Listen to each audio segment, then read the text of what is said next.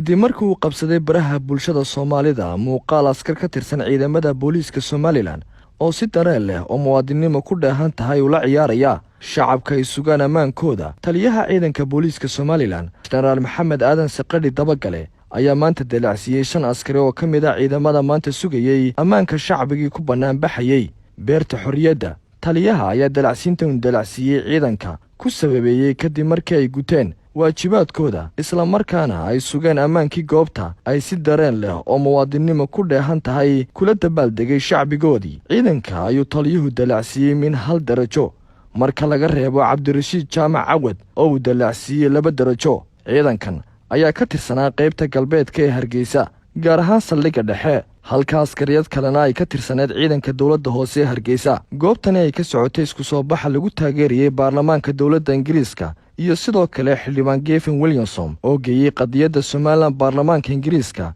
ayaa ahayd beerta xorriyadda ee magaalada Hargeysa. Guurad Cunaabi, MMTV, Hargeysa.